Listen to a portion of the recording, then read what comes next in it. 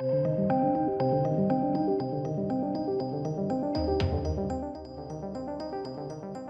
we've got two Star Wars related stories to cover today.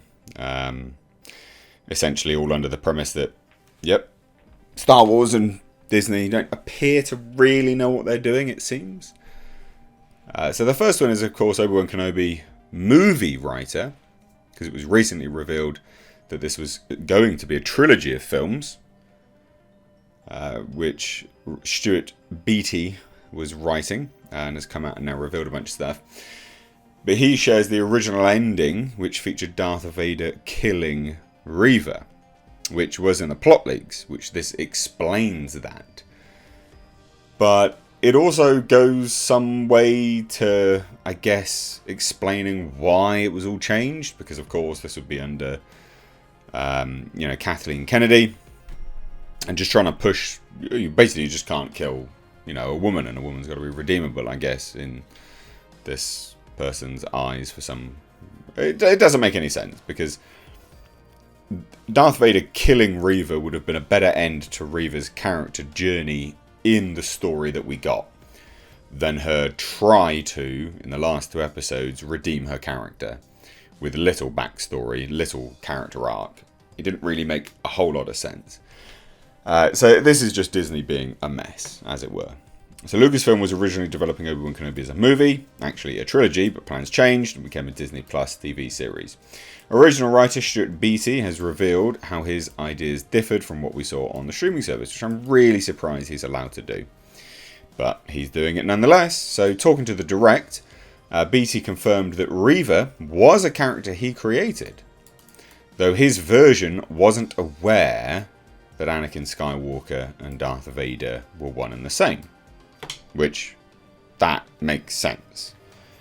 That makes a lot of sense. It would... I think her knowing breaks canon to a degree. No one is supposed to know that. So that was a key plot point in the show, as the Sith Inquisitor had spent years plotting her revenge, and even revealed to Obi-Wan that his former Padawan was still alive. Yeah. But this is what he says. So all she saw was Anakin as Anakin. Anakin killed her friends, put the scar on her, almost killed her, and left her for dead. So in her mind, the Jedi Council were the biggest villains in the galaxy. She believed the lies that they were plotting a coup to overtake and get power and all that. But they were stopped by the clones. She believed that's why she's hunting Jedi. Because she believed the Jedi are the worst. Now, I'll tell you what.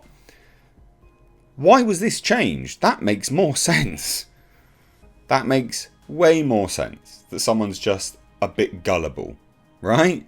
Is a child, witnesses these things, and then, uses the things that she's witnessed as anger and hatred to move forward and then hunt Jedi. That makes so much more sense. Why on earth did they change that?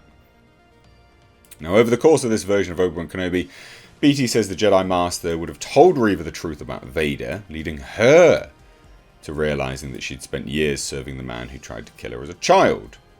And as a result, she saved Kenobi by sacrificing herself, telling Vader, I killed Kenobi, and then Vader killed her, with her knowing that Vader would kill her. I wanted her story to end. At the end, she was the one that basically told Vader to stop hunting Kenobi. She ended the obsession Vader had with Kenobi. She claimed it was over, it's done, and she'd done so many terrible things. I felt that she had to die. You can only redeem so much. Yeah, you can. I mean, this, as a character, Reva had gone around chopping hands off, killing people, and she loved it in the Obi-Wan Kenobi show. She was loving life. Just, hacking limbs away and being a general bitch. And she was loving it. And then they tried to redeem her at the end. Utter... you can't do that in 2 episodes and with what little character development they did do on the lead up to that. Very, very, very, very poor creative choices from Disney here. Genuinely very poor. I don't understand why they didn't do it. The original writers' comments saying, yeah, no, she was an awful person. She probably had to die. Yeah. Unequivocally, that makes so much more sense. Now, I'm sure there'll be people that can argue and say, well, there are ways to... there are ways to redeem her, but this is Disney we're talking about, and they don't have the creative fortitude to be able to do that. So that does explain the plot leaks that we had, where REVA gets killed at the end. She obviously lives on.